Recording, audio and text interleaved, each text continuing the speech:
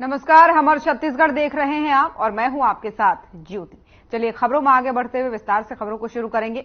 दंतेवाड़ा के किरंदुल नगर पालिका परिषद में हुए भ्रष्टाचार के मामले से अब हर कोई रूबरू हो गया है। इस बीच लेबर इंस्पेक्टर मनीष कुमार नेताम ने अपनी जांच शुरू कर दी है। देखिए ये रिपोर्ट।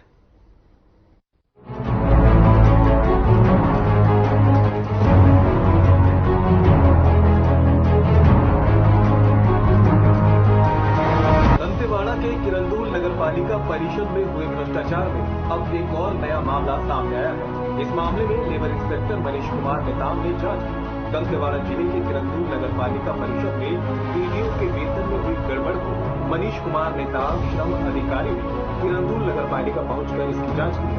इसके साथ मनीष कुमार नेताम SLRM सेंटर भी गए, वहां कार्य कर रहे डीपीओ से जानकारी ली तो डीपीओ ने बताया कि उनको 6,000 रुपए दिए जा रहे थे और अब 6,700 दिए जा रहे हैं। जांच कर रहे श्रम अधिकारी मनीष कुमार नेताम ने माना कि भुगतान में गलत तो हुआ है और ठेका श्रमिक को लेबर कमिश्नर की दर से भुगतान किया जाना था, लेकिन नहीं किया है। उन्होंने बताया कि अभी मामले में जांच जारी है, जैसे ही जांच पूरी होगी तो उसके बाद उचित कार्रवाई की जाएगी। वहीं नगर पालिका के अभियंता ने भी कड़ी जुबान में स्वीकार किया और लेखपाल ने भी स्वीकार किया कि उनसे भूल हुई है, लिखने में गलत किया है। वहीं नगर पालिका अध्यक्ष मृणाल राय को भी इस बात का एहसास हुआ है कि उनके पेपर में गलत तो हुआ है। वहीं श्रम विभाग अधिकारी मनीष कुमार नेताम से इस संबंध में बात करने की कोशिश की गई तो उन्होंने फाइन न देने की शर्त पर कहा कि बुधवार को वापस जांच के लिए किरंदुल आएंगे, उसके बाद पूरी जानकारी देंगे।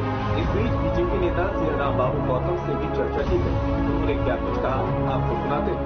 नमस्कार जी। नमस्कार। थोड़ा सा चेहरा दिखाएंगे, थोड़ा दूर करेंगे जी। जैसा कि भी आप जानते हैं, नगर पालिका परिषद किरंदुल में लेबरों के भ्रष्टाचार को लेके मामला चल रहा है, उसके बारे में आप जानकारी देंगे। देखिए, क्या 2019 से ही जब से ये नगर पालिका कांग्रेस ने वहाँ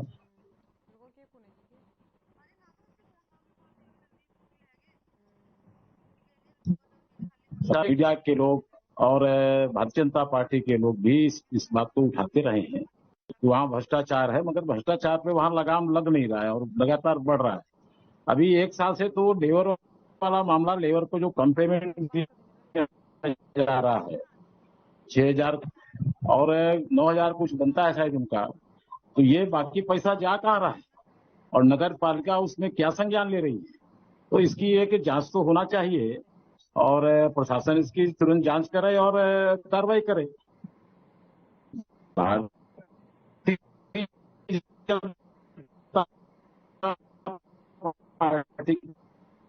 का बिल्कुल साफ साफ कहना मुक्त भारत बनाना है, फिर वो चाहे नगर साफ है। और 4 जून के बाद भारतीय जनता पार्टी इन सब बातों को लेकर मैदान में जरूर उतरेगी। और जैसे कि भी इसमें संज्ञान में आया है कि नगर पालिका जो लेबरों को लगा रखे थे, उसमें अध्यक्ष के रिश्तेदार और पार्षदों के रिश्तेदार भी इसमें शामिल है। ये कहाँ तक सच अच्छा है और इसमें क्या ऐसे लोगों को करना चाहिए था, नगर पालिका अध्यक्ष और पार्षदों को? बिल्कुल बिल्कुल, बंदर बांटे रेवड़ी अपने अपनों को दे, तो वहाँ सब मिलजुल सब काम कर रहे हैं और मंत्री देंगे कि उनकी भी कुछ हिस्सेदारी है। और इन्हीं सब बातों को लेकर अभी कुछ महीने पहले नगर पालिका में अध्यक्ष के खिलाफ अविश्वास प्रस्ताव भी आया था, स्वयं उनके कांग्रेस के पार्षदों ने लाया था। उसमें भी सुनाई पड़ा कि नहीं, कुछ जो है सौदाबाजी करके और वो फिर निर्णय को पलटवाने में सफल रहे जी। अभी जैसे उनके भांजा है, नगर पालिका अध्यक्ष के भांजा जो बचेली में निवास रहते हैं, उनका नाम कुछ बाला है, वो उनको भी इस 6,000 रुपये महीना जो पेमेंट जा रहा था, उनको भी इसी नगर पालिका से पेमेंट जा रहा था। हमारे पास उसकी पुख्ता जानकारी है। ये कहाँ तक नगर पालिका को ऐसा करना चाहिए था? राम टेके जी, वो तो भांजा वाली बात तो एक आदमी नगर पालिका का जान रहा है जी। नगर पालिका की जनता पूरा जान रही है। अभी मैं राम टेके जी, अगर मैं कहूंगा कि आपको भी शायद कम जानकारी और न जाने कितने नाम और सामने आएंगे जी। वो तो जितना आप जान रहे हैं उतना जान रहे हैं। वो तो सीधा सीधा पूरे नगर पालिका की जो कार्य प्रणाली है पूरे वो 2019 से प्रशासन को जांच करना चाहिए और निश्चित रूप से भारतीय जनता पार्टी 4 जून के बाद में इस मामले को उठाई और जांच तो ये करना पड़ेगा। और अभी तो हमारे नगर पालिका का प्रभार हमारे एसडीएम साहब के पास है, उनको देखना चाहिए।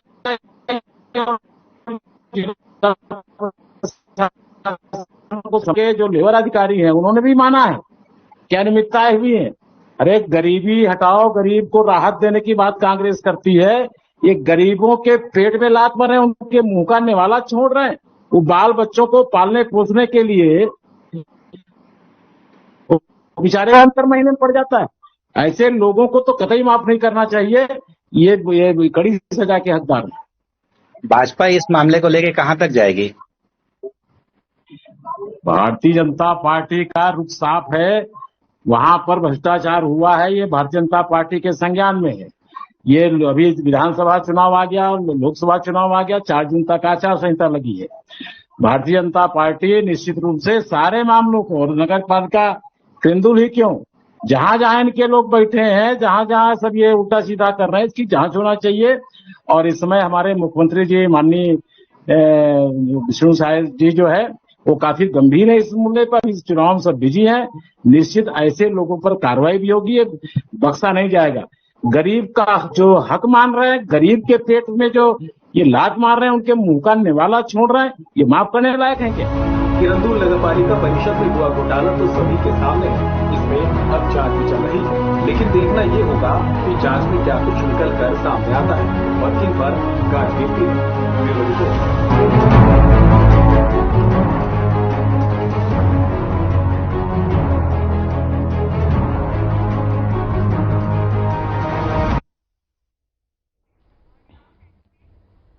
और दंतेवाड़ा के किरंदुल से एक ऐसा मामला सामने आया है जिसे सुनकर आपका दिल भी पसीज जाएगा। यहां कुछ गरीब परिवार रेलवे के खंडहर पड़े पुराने मकानों को अपना आशियाना बनाकर रह रहे थे, लेकिन अब इन परिवारों के सिर से इस खंडहर की छत को भी छीनने का फरमान जारी कर दिया गया है। देखिए ये रिपोर्ट।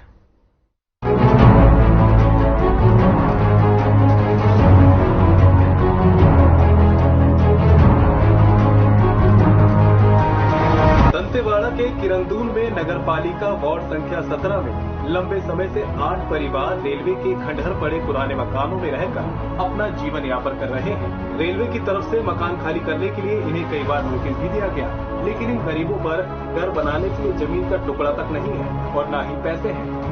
ये रेलवे के खंडहर घर को ही अपना आशियाना बनाकर रह रहे हैं। लेकिन अब रेलवे की तरफ से निविदा प्राप्त घरों को तोड़ने के लिए ठेकेदार ने रविवार को आकर इन लोगों को 2 दिनों में मकान खाली करने को कहा है। आगामी 15 दिनों के बाद बारिश का मौसम शुरू हो जाएगा। ऐसे में सवाल ये उठ रहा है कि ये लोग कहाँ जाएंगे? इनके पास न अपना घर है, न ही जमीन और न ही घर बनाने के लिए पैसा। इन पीड़ितों ने सोमवार को नगर पालिका अध्यक्ष से मुलाकात कर अपनी परेशानियों को सामने रखा और जल्द ही कोई उचित व्यवस्था करने की मांग की है। कहाँ पर रहते हो आप लोग? हम लोग मिश्रा के में रहते हैं। मिश्रा के में कहाँ पर घर है? 18 नंबर वाले। 18 नंबर में? हाँ, वहाँ पे खाली करने बोल रहे अभी। खाली पीली घर था तो वहाँ साफ सुथरा करके वो क्या 5-6 साल से ऊपर से रह रहे हैं। 2 दिन का टाइम दिए थे। तो ये खाली कौन करवा रहा है? रेलवे के जो पुराने क्वार्टर्स पूरे खाली पड़े हुए थे। तो हम लोग उसमें साफ सफाई करके रह रहे थे।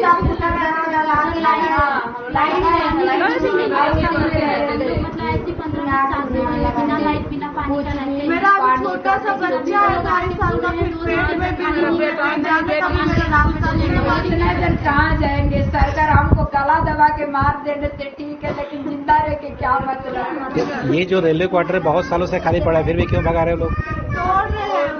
तोड़ रहे हैं उसको। कौन लाया था? डोजर कौन लाया था?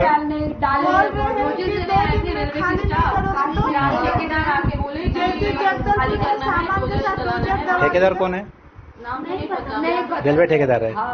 रेलवे में डोजर चला के आए हैं, फिर यहाँ पे सामान के साथ जबरदस्ती दबा देंगे।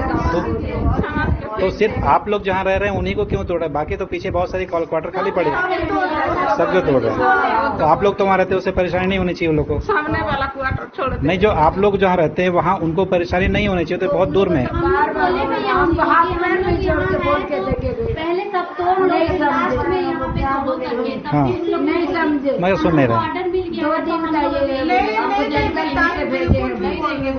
छोटे बच्चे बोलते हैं हमें 2 दिन का टाइम दे रहे हैं। हम लोग को निद्री आए हैं, हमको 2 दिन का टाइम, बस आज और कल तुम लोग कुछ भी करो। छोटे छोटे बच्चे हैं ना, इसलिए हमें 2 दिन का टाइम देंगे तो नहीं देते बोल। तो वहीं नगर पालिका अध्यक्ष मृणाल राय ने सभी की समस्याएं सुनी और आश्वासन दिया कि कलेक्टर से चर्चा कर उनकी समस्या का समाधान किया जाएगा। एक्चुअली क्या है, इन लोग जो बसे है रेलवे सीट क्वार्टर के नाम से है, 17 नंबर वार्ड है।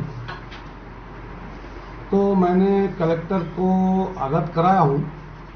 पहले सरकार दूसरे के थे, कांग्रेस के थे, तब भी कलेक्टर साहब को आगाह कराया और इस बार भी कलेक्टर साहब को अभी एक लेटर का उससे जानकारी दे दिए गए कलेक्टर साहब को।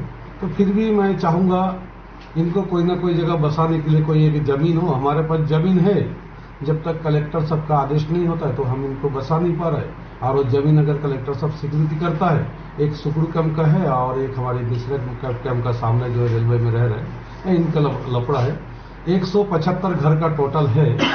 तो हम चाह रहे कलेक्टर साहब आदेश करें, तो आदेश करने से हम बुधवार चाह रहे इन लोग को लेकर मिल के कलेक्टर साहब से बैठ के बात करो, चर्चा करें। जैसे कि अभी बारिश का समय देखे हैं कि अभी 15-20 दिन के अंदर बारिश आ जाएगी। ऐसे में ये गरीब जो लोग हैं जिनको बेघर करने की तैयारी चल रही है, ये बेचारे कहाँ जाएंगे? आपको मालूम है, बरसात का समय एक चिड़िया अपना घोंसला भी नहीं तोड़ता है, और ये तो हमारे सामने मानो है। तो हम यहाँ रहते हुए ऐसा मैं कतई होने नहीं दूंगा, इसीलिए मैं कलेक्टर साहब से बात करूंगा। नगर पालिका अध्यक्ष ने पीड़ितों को आश्वासन तो दिया है, लेकिन देखने वाली बात ये होगी कि कब तक इन समस्याओं का समाधान निकलता है, क्योंकि पीड़ितों की समस्या जितनी बड़ी है उनके पास समय उतना ही कम है। Bureau report.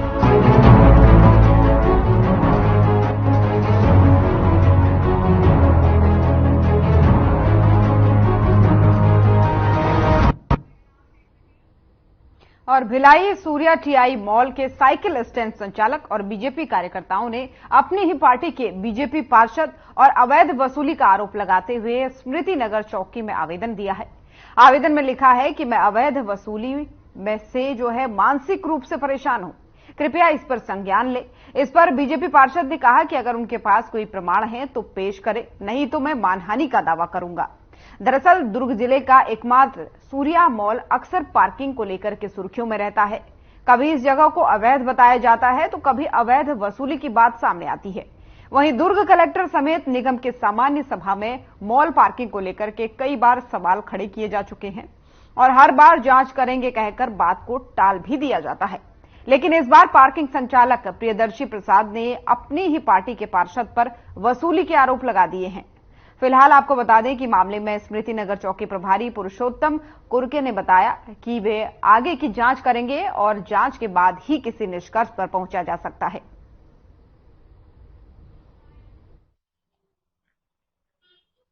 वार्ड नंबर 2 के पार्षद के खिलाफ जो है ठेकेदार सूर्या मॉल के वाहन पार्किंग का ठेकेदार द्वारा कभी 15 मिनट पहले आवेदन दिया है, जिसमें आरोप लगाया कि वार्ड क्रमांक 2 के पार्षद उससे पैसे की मांग करते हैं। इस आवेदन अभी प्राप्त हुआ, इस पर जांच की जा रही है और जो भी पाया जाता है उसके खिलाफ कार्रवाई की जाएगी। कौन पार्षद है? पार्षद का नाम भी वार्ड क्रमांक 2 मुकेश अग्रवाल लिखा है इसमें। मैं अंशु प्रसाद सूर्या टीआई मॉल में पार्किंग का ठेकेदार हूँ। मैं 16 मार्च 2024 को ठेका लिया हूँ वहाँ पे। तब से लेके अभी तक मुझे वार्ड नंबर 2 का जो पार्षद है मुकेश अग्रवाल जी द्वारा बार बार पैसे की वसूली के लिए कि आप यहाँ पे ठेका लिए हो तो मुझे पैसा देना पड़ेगा आपको, मेरे द्वारा हमेशा मना किया गया है। मैं भी एक भाजपा का कार्यकर्ता हूँ, मेरे द्वारा भी छोटा मोटा काम किया जा रहा है वहाँ पे, लेकिन वो निरंतर मेरे को विगत 1.5 महीने से 2 महीने से परेशान कर रहे हैं। पैसा दो, नहीं तो मैं धरना प्रदर्शन करूंगा, तुम्हारा पार्किंग बंद करा दूंगा। बार परेशान करते हैं। वहाँ पे मेरी महिला स्टाफ भी है, जो महिला कर्मचारी काम करती है, उनको भी आके धमकाते हैं। वो भयंकर बहुत ज्यादा भयभीत है कि कब क्या हो जाएगा क्या नहीं हो जाएगा, अंदर करा दूंगा। मतलब बहुत सारी बातें करते हैं वो। आज ये 1.5 महीने से मैं परेशान हूँ सर। कितने की वसूली, कितना पैसा मतलब 10,000 रुपए आप मेरे को महीना दो, फिर उसके बाद दारू की बोतल दो। किस चीज का 10,000 रुपए? आप यहाँ पार्किंग लिए हो, सूर्या टीआई मॉल में पार्किंग लिए हो उसके लिए, और फिर बाद में मेरे को बोलते हैं कि आप लोग बाहर रोड पे खड़े होके कार का अवैध पर्ची काटते हैं, जबकि हमारे द्वारा बताया गया कि हमारे द्वारा कार की बाहर जो रोड पे गाड़ी खड़ी रहती है उसमें बिल्कुल कहीं पर्ची नहीं काटी जाती, बल्कि हम अपने खुद के खर्चे से 4 लड़के जिसका वेतनमान 10,000 रुपए है सबका, वो कोई सबूत है तो वो पेश कर दें कि मैंने 10,000 रुपए की जो मांग की है वो किस लिए की है, क्या है और क्यों की है, और अगर उनके पास कुछ साक्ष्य है तो जरूर प्रूफ करें। उनके पास साक्ष्य नहीं, आप आगे क्या करेंगे? क्योंकि आपके ऊपर कई सारे गंभीर आरोप तो उन्होंने लगा दिया, आप परेशान करते हैं। जी देखिए, पहली बात तो ये कि मैं उनको परेशान नहीं करता। हमने नियमतः बात की है कि सूर्यविहार कॉलोनी उस मॉल के पीछे है जहां लाखों हजारों की संख्या में लोग बसे हैं, उसके पीछे और भी 2 कॉलोनियां हैं। मेन MR रोड 24 पे इनके द्वारा पार्किंग करा दी जाती है या गाड़ियां खड़ा करा दी जाती है, लोगों को आने जाने में आवाजाही होती है। हमने इसमें एक छोटी सी मांग की थी कि जो अतिक्रमण किया जा रहा है, जो अव्यवस्थित पार्किंग है, उसको सुधार किया जाए। इसके अलावा मेरे द्वारा कोई मांग नहीं की गई है। रही बात, उन्होंने मेरे ऊपर आरोप लगाया है, वो इस चीज का साक्ष्य प्रस्तुत करें, क्योंकि उन्होंने आप सब मीडिया साथियों के सामने इसको आरोप लगाया है, अन्यथा मैं उनके खिलाफ मानहानि का केस करूंगा।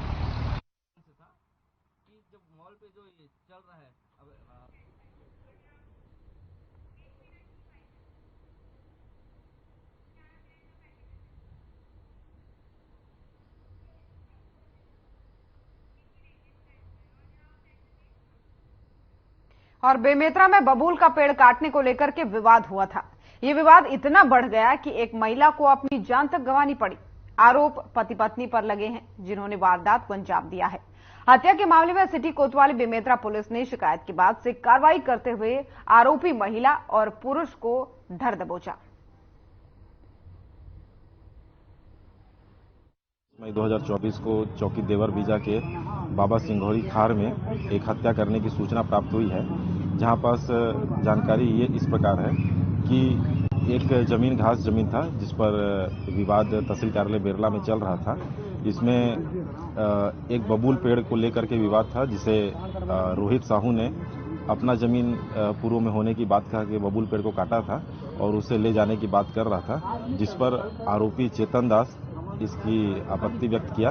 और कल जब वह लकड़ी को ले जा रहे थे तब चेतन दास ने आवेश में आकर के अपने टांगी से मृतिका दुखनी बाई को टांगी से प्राणघातक हमला कर हत्या कर दिया।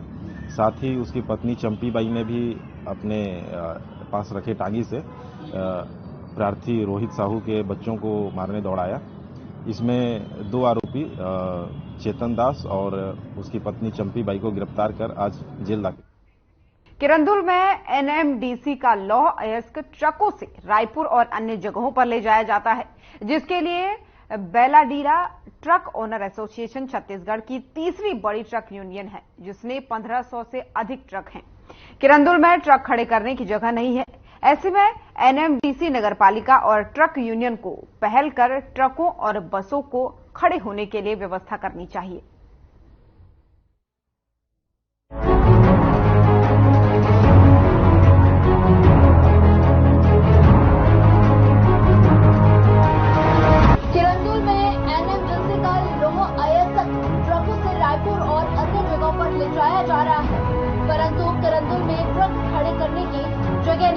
ऐसे में NMDC नगरपालिका और ट्रक यूनियन को पहल कर ट्रक को खड़े करने के लिए व्यवस्था करनी चाहिए। यहाँ ना तो रोड सुरक्षित है और न ही यहाँ गाड़ी खड़े करने की कोई जगह है। किरंदुल के गौरव पथ पर रेत मिट्टी और घर बनाने के लिए सामानों का अंबार लगा हुआ है। आप लोग बस यहाँ क्यों खड़ा करते हो? भाई जगह नहीं है, इसलिए क्या करेंगे। तो आप लोग को नगरपालिका द्वारा कोई जगह नहीं मिल पाती है? पहले दिए थे बहुत साल पहले, अभी तो नहीं। पहले बसें कहाँ खड़ी करते थे? पहले बस यहाँ नीचे में खड़े करते थे, पार्किंग था पहले। अभी यही जहाँ जगह मिलता वहीं खड़े करते हैं। कभी आके हटवाते हो, कहाँ खड़े करेंगे, जगह तो सही नहीं है। असल जगह बसर में जगह ही नहीं है। बसर इतना बड़ा है कि गाड़ी खड़ा करने का जगह ही नहीं है। वहाँ अंदर खड़ा करते हैं तो दुकान वाले बोलते हैं हटाओ हटाओ। और बाहर रोडों में जो खड़ा करते हैं आप लोग, उससे लोगों को बहुत ज्यादा परेशानियों का सामना करना पड़ रहा है। अब उसके लिए अपन क्या कर सकते हैं? कंपनी मैनेजमेंट देखे और NMDC का गाड़ी है, एनएमडीसी हमको जगह दे दो, अपन खड़ा कर दो। ये गाड़ी एनएमडीसी के अंडर में चलती है, तो एनएमडीसी इसको अपने एरिया में क्यों नहीं खड़ा करा देती? जहाँ पे एनएमडीसी का जगह है खड़ा करने का, वहाँ क्यों नहीं खड़ा करने देती? अभी तक तो आदेश नहीं दिए, आदेश देंगे तो खड़ा कर लेंगे। ठीक, नाम बताएंगे? मेरा नाम हरपाल सिंह है सर। कौन से बस के ड्राइवर हैं आप? दुबे ड्राइवर। तो आप लोग जो रोडों में बसें खड़े करते हैं, इसका कारण क्या है? हमारे लिए कोई भैया पर्याप्त जगह नहीं है, कहाँ खड़ी करेंगे गाड़ी। पहले पीछे बस स्टैंड बनाए थे, हाँ, उसको भी बंद करवा दिए हैं। हाँ, अब इधर उधर कहीं खड़ी करते हैं तो उधर से एनएमडीसी वाले भगाते हैं। हाँ, बस स्टैंड में भी कहीं लगाओ तो बस स्टैंड में भी आके बोलते हैं तुम्हारा जहाँ जगह नहीं है। तो हम लोग ये गाड़ी खड़ी करने के लिए कहाँ जाएं, बस कहाँ खड़ी करें? तो आप लोगों को बसों खड़ी करने में बहुत ज्यादा परेशानियों का सामना करना पड़ता है जी। तो जैसे पहले आप इस तरफ मेन रोड तरफ लगाते थे, उसमें भी क्या दिक्कतें आ रही है? उधर भी भैया घरों वाले बोलते हैं ना, आप लोग इधर मत लगाओ, वहाँ लेके जाओ। पहले वहाँ लगाते थे, गाड़ी खड़ी किए थे, जहाँ भी घर वाले पुलिस रिपोर्ट कर दिए, बोले हमारे घर के सामने गाड़ी खड़ी है। बहुत लफड़ा जी गाड़ी खड़ी करने के लिए, बस वालों के लिए। बस वालों के लिए बहुत ही ज्यादा परेशानी है गाड़ियों खड़ा करने का। कोई ठीक मतलब जगह ही नहीं है, बस वाले कहाँ जाएंगे भैया? बस वाले बस स्टैंड में ही खड़ी करेंगे, बस स्टैंड छोड़ के कहाँ जाएंगे? हाँ, नगर पालिका क्या बोलती है इस मामले में? नहीं, इस मामले में अभी तक तो कुछ नहीं बोले हम लोग बस स्टैंड के अंदर लगाते हैं, और जो बाहर रोडों में जो लगती है, चालक परिचालक बहुत सारी प्रॉब्लम फेस कर रहे हैं। जैसे कि यहाँ का बाथरूम में सुलभ का भी साफ ही नहीं रहता है, बड़ी दिक्कत जाती है फ्रेश होने में, नहाने में, धोने में, किसी भी चीज़ को लेकर बहुत ज़्यादा गंदगी है। भैया जैसे देखा जा रहा है कि रोडों में पूरा बसें खड़ी हैं, अरेंजमेंट नहीं है ना, सही व्यवस्था नहीं है यहाँ पर। लोग खड़ी कहाँ करें? बस स्टैंड तो बना दिए, लेकिन बस स्टैंड बहुत छोटा है, पार्किंग की सुविधा नहीं है। तो अभी आप कोई भी चीज़ की सुविधा नहीं है यहाँ पर, बस लोग आ रहे हैं, जा रहे हैं, अपना काम चला रहे हैं किसी भी तरीके से। सबसे बड़ी प्रॉब्लम है पानी की भी दिक्कत। तो जो बसें अभी पूरे रोड में हम लोग देखें कि पूरा बसें जो रोड में खड़ी है, तो आप लोगों को नगर पालिका तरफ से कोई सुविधा नहीं है इसके लिए? कोई सुविधा नहीं आ रही, बल्कि नगर पालिका कभी कभी आके हम लोग का चालान भी काट देती है। चालान काट दे रही है गाड़ियाँ खड़ी कर रहे हैं करके, तो सुविधा क्यों नहीं दे रही है? अब सुविधा भी ये सरकार जाने क्यों नहीं दे रही है, क्यों नहीं दे रही है। वहीं किरंदुल का बस स्टैंड पूरी तरह से जर्जर हो गया है और कभी भी गिर सकता है। इस बिल्डिंग में कई दुकानें चल रही हैं। ऐसे में नगर पालिका को इस व्यवस्था पर ध्यान देना चाहिए। जनता का सवाल है कि जब गौरव पथ को ऐसे ही ट्रकों, बसों और बिल्डिंग मटेरियल से भरना था, तो सड़क चौड़ीकरण के नाम पर गरीब लोगों के घरों को क्यों तोड़ा गया? इस जर्जर व्यवस्था को लेकर जनता में काफी आक्रोश है। इन ट्रकों, बसों और बिल्डिंग मटेरियल की वजह से कई हादसे हो गए और इस समस्या को लेकर नगर पालिका और ट्रक यूनियन को पहल करनी चाहिए ताकि इस समस्या का समाधान निकाला जा सके। Bureau report.